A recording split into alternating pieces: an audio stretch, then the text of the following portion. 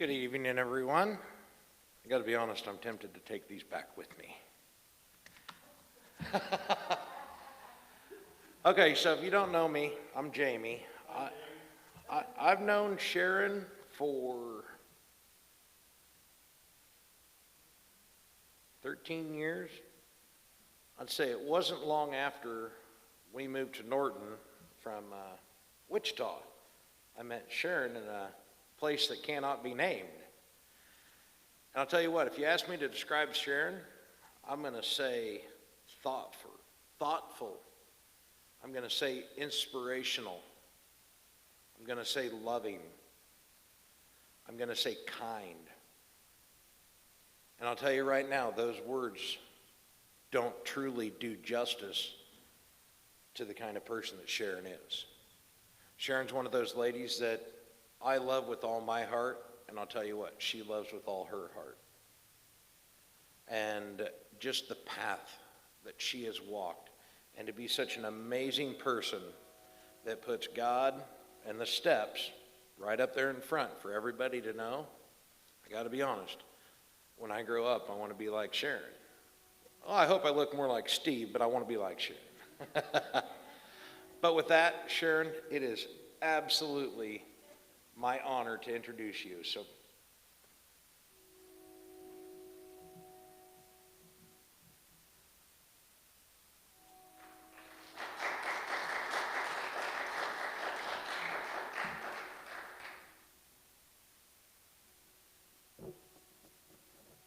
Hi everyone, my name is Sharon and I'm an alcoholic. I just had a birthday. I'm 37 sober years. My sobriety birthday is September 17th, 1983. Who would have thought in 1935, two men, two drunks, would get together and who would have thought two drunks in 1935 would have formed a fellowship of over thousands and thousands of people? Dr. Bob Smith and Bill Wilson. And they just got tired of being sick and tired. Just like a lot of us alcoholics, we get tired of being sick and tired. And I'm used to talking in front of a bunch of alcoholics. I don't usually talk in a bunch of normal people. We call you normies because you're the kind that can go to the bar and have one beer and come back home. We don't know how to do that. We don't do that. One is too many and 1,000 is never enough for us. People will go, well, honey, I'm going out to the bar. I'm just going to have a drink, a beer. Who does that?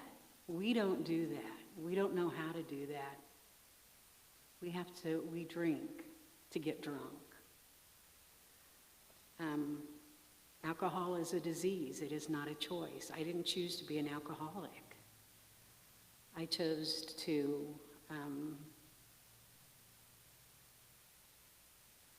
it's a disease. Maybe the first, second, or third time. But after that, you know you're hooked. The little devil's on your shoulder, and he wants you back. And even though I've got 37 years sobriety, it's the quality that I have, not the quantity. Anybody that has one day is it amazing. I can remember my first drunk, and I was young. I was about 11 or 12. And I thought, I was sitting there, and the room started rolling around and up and down, and I was laughing, and I thought, this is the best thing ever. It's a free roller coaster ride you don't have to pay, and I'm going to do this again. And I did it again, and again, and again.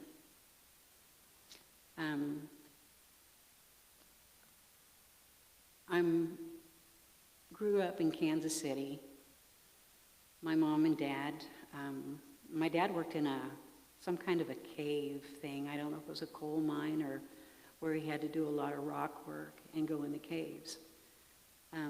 He liked to spend his check on his friends. And back then, that was back in maybe 1960, 61, 62, I went through some of my mother's things after she passed away, and I seen some of his pay stubs, and it was like $36 a week, $38 a week. That wasn't a lot to feed a family of 5. But when my dad would get paid, he'd go to the bar and drink it. And I'm not going to say my dad was an alcoholic. I really don't know, because I didn't know him that well. I don't remember him. But I do remember that my mom would get tired of it. And she wasn't a very good Al-Anon. She was kind of a person out for revenge. And I can remember one time she was sick and tired of his drinking the whole paycheck up. And so she made, the night before he was supposed to get paid, she made a big batch of cookies, chocolate chip cookies for us kids. Well, instead of chocolate chip cookies for my dad, he got X-Lax.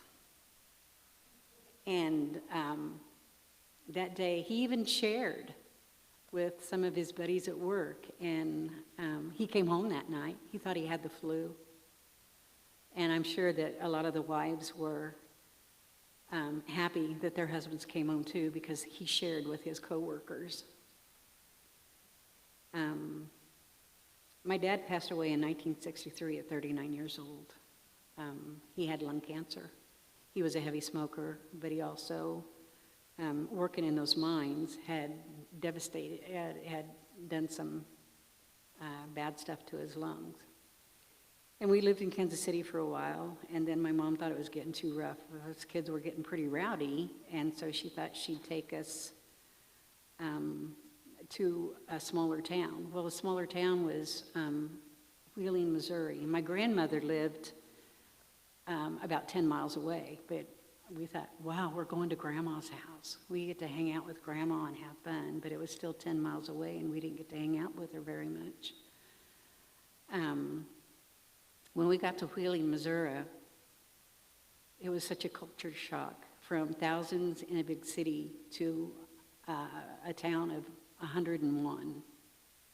And we didn't know what to think. We did not get along well. It was generations of family, and I felt completely left out. I was put to the side. I didn't belong. And that was my first time of not belonging. And I didn't fit in. My mom was an attractive lady, and she was a widow, and the married men, the single men, the old men, the young men would come and say, hey, Esther, can I give you a hand on something? Well, the wives in this town weren't very happy, and they took it out on me. Their kids took it out on me. So I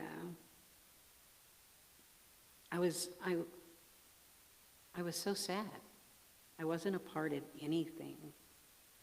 And then my brother, my sister, she said, no more of this. I'm getting out of here. My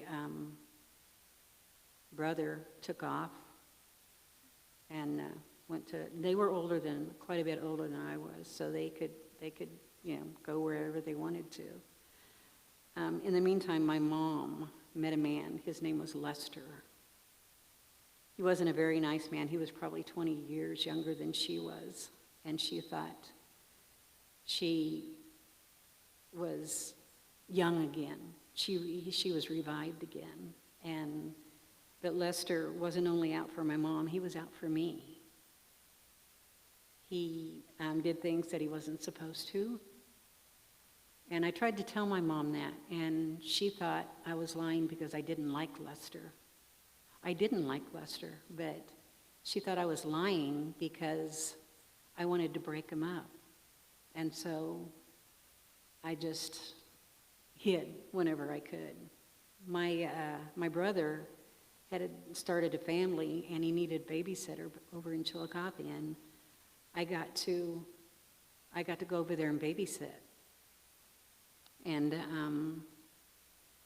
that was the highlight of my weekend. I couldn't wait to get away on Fridays and go to my brother's and get to babysit those kids because they drank. And I got to drink. I would make sure the kids were in bed and be just fine. They'd get home and they'd let me drink with them.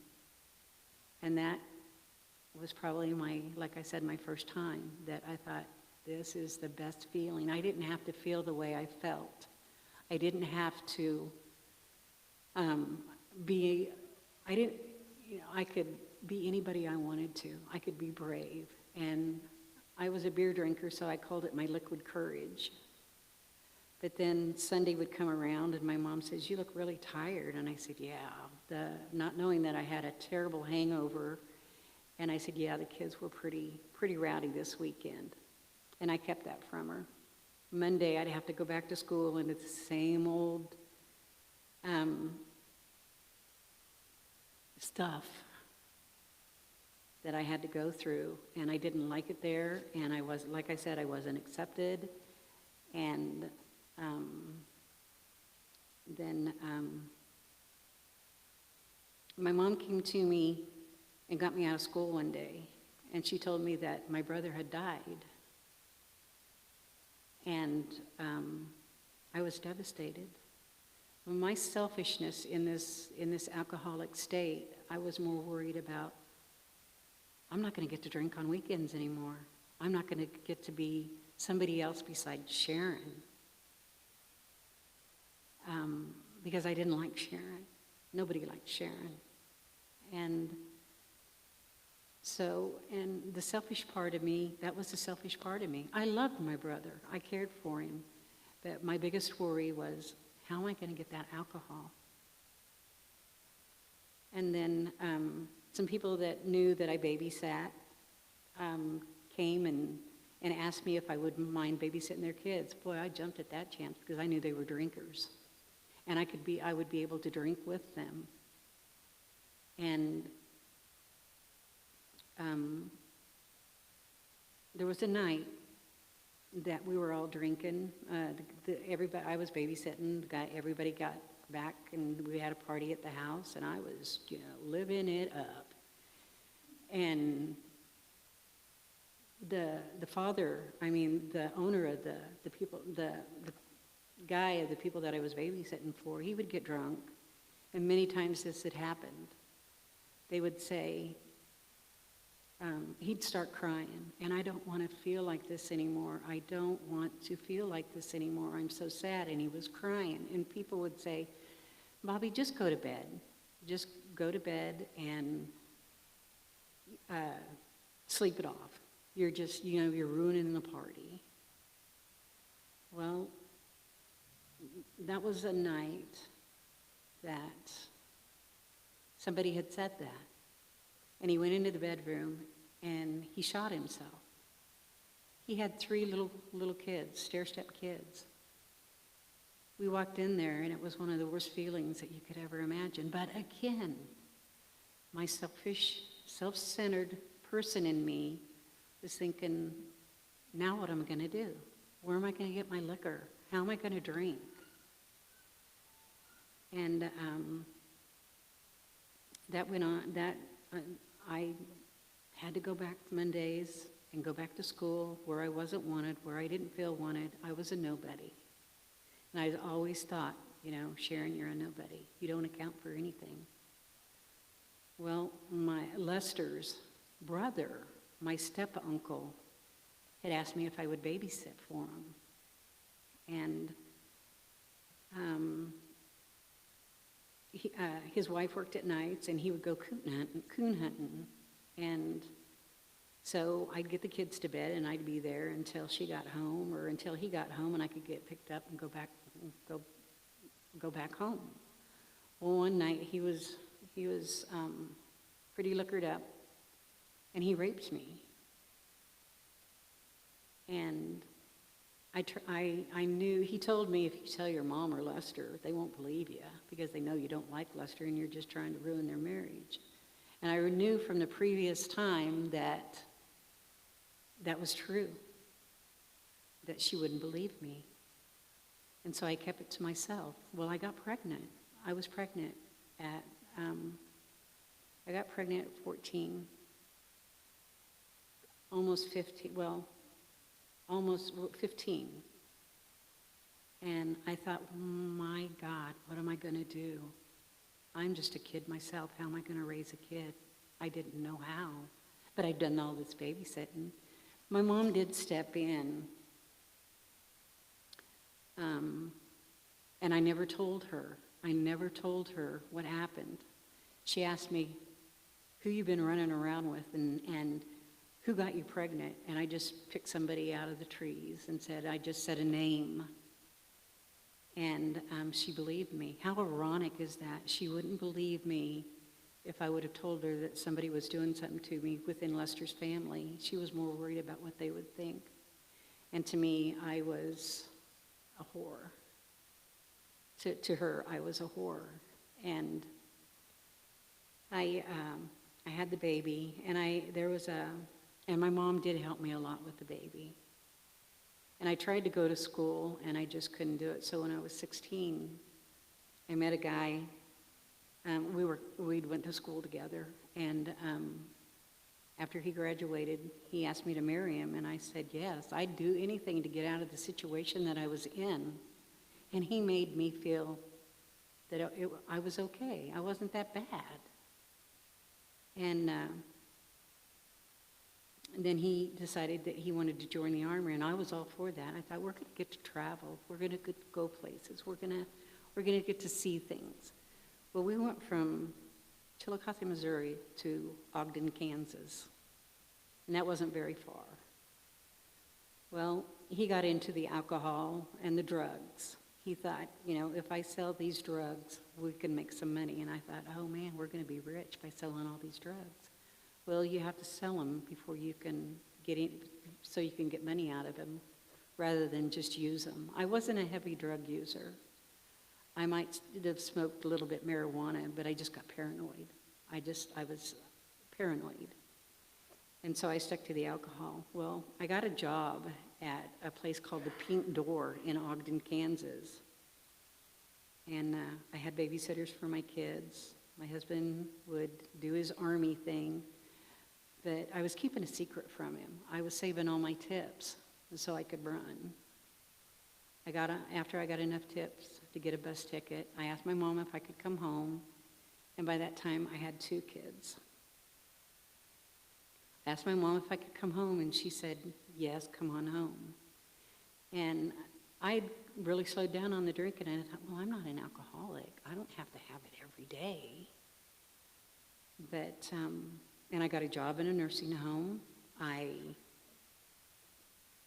was doing okay. And then I had divorced my husband, and then I met another alcoholic. I seemed to gravitate towards the alcoholics and the bad guys. And so we got married, we got drunk, we got abusive, and I just couldn't do it anymore. I just couldn't do it anymore. And so I ran again. My mom, in the meantime, had ran from Leicester and came to Norton to be with a brother of hers. And again, I called my mom, if I can get the bus fare, can I come live with you? And she said yes. Well, then I got a nursing job at the Envy home here in Norton. And I was doing okay. He'd call me all the time, I'm sorry. I didn't mean all that. Same old story, different time. And he said, I found this Alcoholics Anonymous here in Chillicothe. And I've been doing really well. And I thought, okay, if he's not drinking, yeah, come on. But I found out that it was a lie. When he got here, my mom got really sick, and she passed away with cancer. But before she passed away, she told me that she was sorry.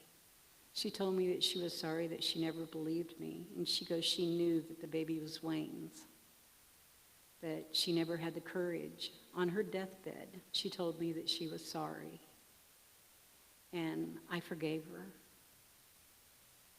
And then after she passed away, the drinking started up again, and it was full blown. When I went through Valley Hope in 1983, we had a doctor come up, and his name was Dr. Long, and he gave a lecture about alcohol. And he said, you know, when you quit drinking and then you decide to start up again, you don't get to start over. You do. You go from the spot that you were in right back into it. It's not like that first high. And I think that's what a lot of people do. And I know I did. I was chasing that first high because it was so much fun. I liked drinking. I acted like a fool. I liked being somebody. And he also told us in the lecture that 1 pint, 1/2 pint is equivalent to the 6-pack of beer. And I didn't know that. I thought I drank beer, so I'm not an alcoholic. And he also said that the alcohol is hard on your liver. It takes an hour and an ounce to go through your liver. So if you drink 48 ounces, you're waiting 48 hours for that your liver to process that. I learned a lot of things, and but before I was in Valley Hope, like I said, my husband and I were fighting and beating each other up, and bruises, and it was awful. And by that time, I still had 2 kids, but to have them see what I was going through, what we were going through. We didn't have a lot of food in the house because we spent it on alcohol. We had to have our alcohol. And when Dr. Long had that lecture, I figured out that Jerry didn't die of the flu. They told me that my brother had died of the flu. He didn't. He died of sclerosis of the liver. Instead of a little bit weekend drinking, he was drinking all the time, but I didn't know that because I wasn't around. I was just around on weekends. And when I found out that he died, he would drink a quart of whiskey a day. That's how much he drank. But I didn't know that. I thought, well, maybe he did die of the flu. But when and then it was confirmed that Jerry did die of sclerosis of the liver. And a miracle happened in my life. There was one time that we had fought and beat each other so bad, and I always got the brunt of it. I always had bruises. I got up one morning and I looked in the mirror and I thought, who are you? I didn't know if it was mascara from the night before or if it was new bruises. And so I ran a tub of hot water and I crawled in it and I got in a fetal position. And I was taking an inventory of my body. The old bruises hadn't healed before the new bruises were there. And I prayed to God. I said, God, please help me. I'd prayed to God so many times, and it was like, we call it in AA like the 911 God. Please get me through this, and I won't ever do this again. But it was a lie. I wasn't telling the truth. I just wanted to get through that. And this time, I meant it. I could not do it anymore. In that curled up position, I looked up and I just prayed. And I said, please, God, get me through this. I don't want to be like this anymore. Somebody's going to die. So I got up and I got dressed and I went to the bedroom where my husband was, where he was always sorry. And I said, I said something, this isn't working for us. I said, somebody's going to die. And I said, it's probably going to be me. And that day, on September 16th, was our last drink. September 17th is the day that we started, that we never drank again. And we had our battles, but it was never abuse anymore. It was mental abuse, verbal abuse, that it wasn't the physical abuse that I had to endure. And that just made me feel, I didn't have my liquid courage to think that it's going to be okay. You know, I'm not that mousy little girl, Sharon, back in Wheeling, Missouri, that nobody liked. I was somebody. And without the alcohol, I was back to being Sharon. And I didn't like Sharon very well.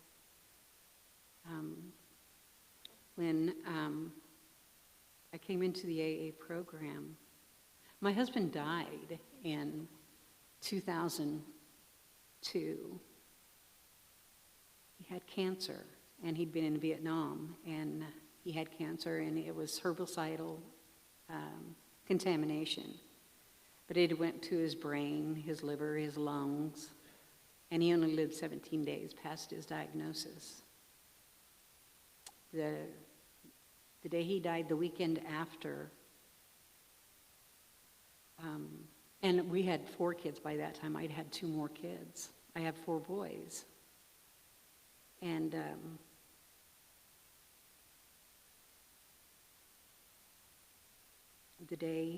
the weekend after he died, I thought, maybe I can go out and have a drink.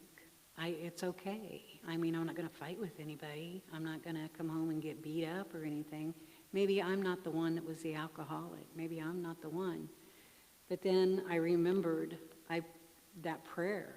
I prayed to God, and I didn't want to break that prayer. I didn't want to break that promise. So instead of going out to the bar that night, I went to an AA meeting, and I've been pretty consistent on going. I also do Al-Anon. I have a son that's addicted, and right now he's facing time in prison because he wanted to do it his way and not the AA way or try to find God. After his dad died, I think he just turned his back on God because him and his dad were buddies. He was only 12 years old, and he's 30 years old now, and he's been drinking, using whatever he could get his hands on just to get that next high, because he doesn't want to feel, and the alcohol makes you not want to feel. And so my Al-Anon program helps me take care of me. It helps me not enable the alcoholic in our lives. We have to take care of us before we can take care of anybody else. Like I said, my son, he's in prison, and he's suffering the consequences for the actions that he took. I don't have to suffer them. Al-Anon has taught me that. I am so grateful to the AA program and the fellowship. I know I have real friends there. They like me for who I am. And some people say, well, why are you still going to those meetings? You don't drink anymore. It's because I'm an alcoholic. I'm not a drunk. And I still go to meetings because I want to be one of the hands that reach out to the newcomer that comes in, like they reached out to me when I came in 37 years ago.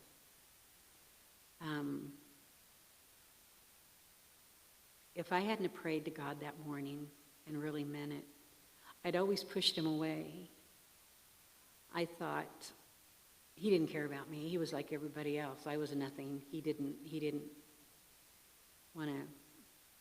want anything to do with me, and I pushed him away.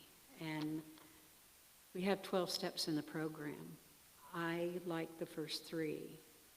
The first 3 is, and what I did when I went into that room, 1, we admitted we were power, sober, alcohol. Our lives had become unmanageable, and my life had become unmanageable. I wasn't a good mother. I was maybe a functional drunk because I could go to work. But this minute I got home, I was drinking, and on weekends or when the day I had off, I drank. 2, we came to believe in a higher a power greater than ourselves that could restore us to sanity. I had to believe. I had to believe. And 3, I had to make a decision to turn our will and our lives over the care of God as we understood him. I didn't understand God at one time. I didn't know what his purpose was. He took Bobby. He took Jerry from me. He took all the people that would let me drink. And now I think it was my saving grace.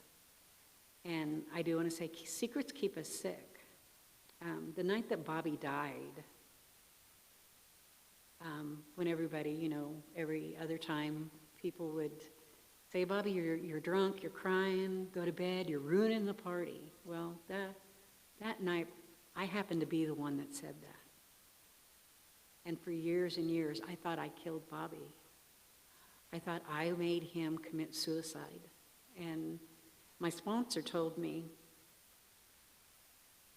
and I kept that a secret. I never told anybody, not even my 4th step or my 5th step. I thought I was too ashamed because I felt like I was the one that handed Bobby his death sentence. She told me to go back in the Chillicothe archives and look up Bobby. And I did. And she said, did you do it? And I said, yes. And she said, what'd it say? It said, it gave his obituary and his wife and his kids, and that he died of suicide. Bobby was only 23 years old. That secret I kept for so long. When I finally told my sponsor,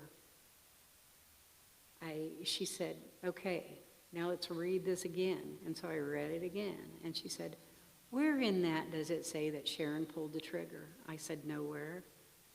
So she said, Bobby, you didn't kill Bobby. Bobby pulled the trigger himself. But I just felt like I had. And she says, you don't have to take accountability for that. You don't have to own that. You don't let it go. That's one of the big things that we say in AA, let it go. And but for the grace of God. And easy does it. And we have to go by those sayings.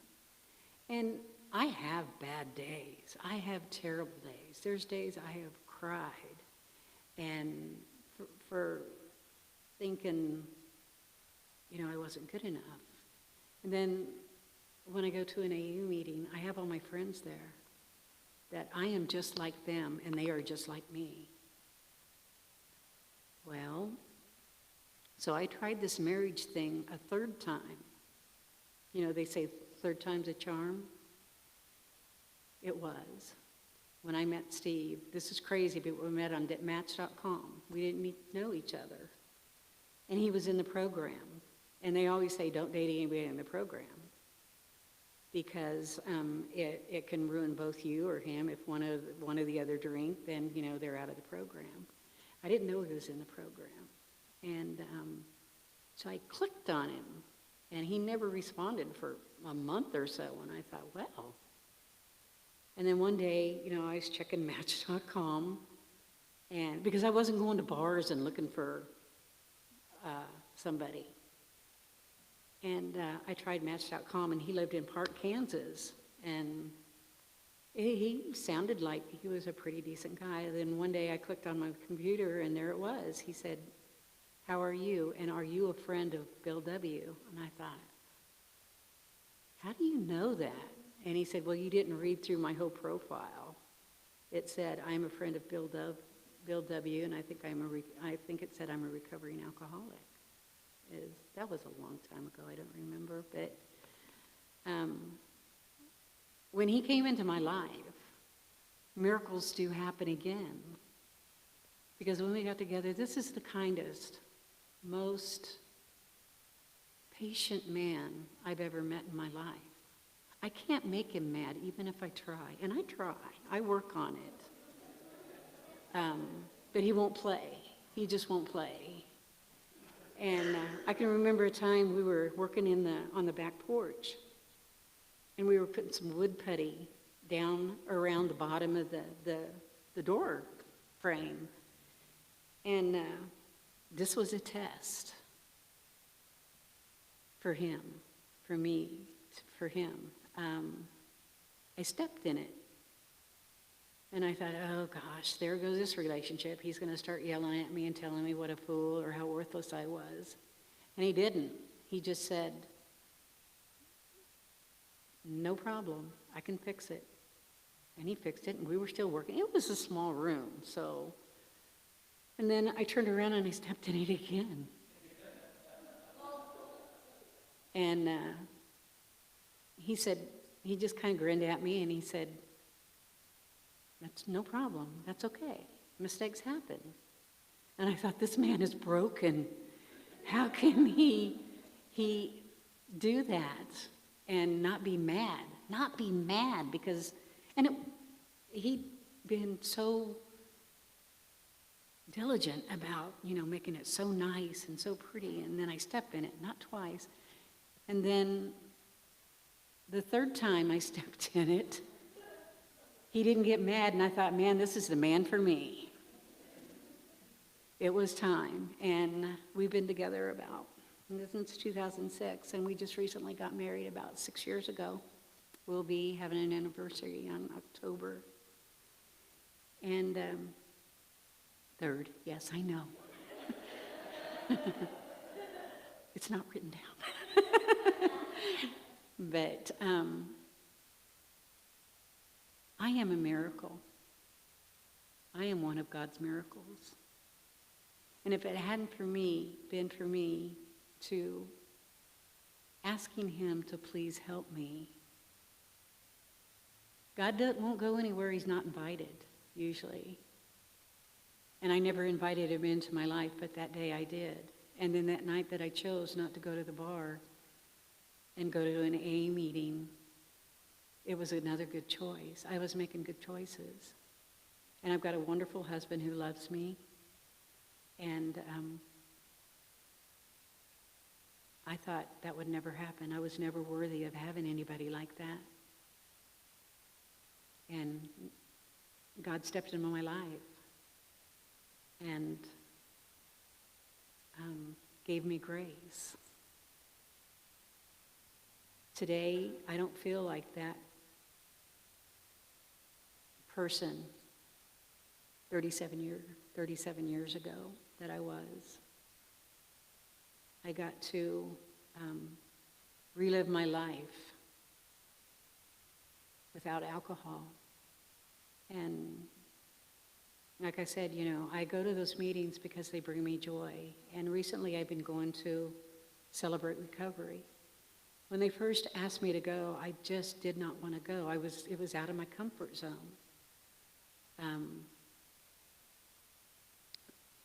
The first time I went, I was hooked. We went on vacation here a couple of weeks ago, and I thought, man, it's Thursday night. What are they doing there? I knew what they were doing, but I was missing out because I enjoy it so much.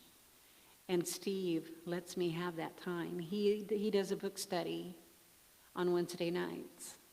And I do my Al-Anon and I do my Celebrate Recovery. We don't get in each other's business about the recovery. He's very diligent about his recovery, more so than probably what I am. He has a lot of sponsees. I have sponsees. And I just want him to know that don't be afraid to speak up when something bad happens to you. If your mom or somebody close won't listen, go to somebody who will. Go to your chaplain. God's there. You just got to ask him. And that's what I did. And I am so thankful. I'm thankful for recovery. I'm thankful I got to live another 37 years. I'm thankful I'm here tonight. And I want to thank Kelly for inviting me to speak. Probably leaving something out that I guess what's said was supposed to be what was said. So with that, if you don't mind, could we say a prayer for the still suffering, sick and suffering? And we usually start off with, in our meetings,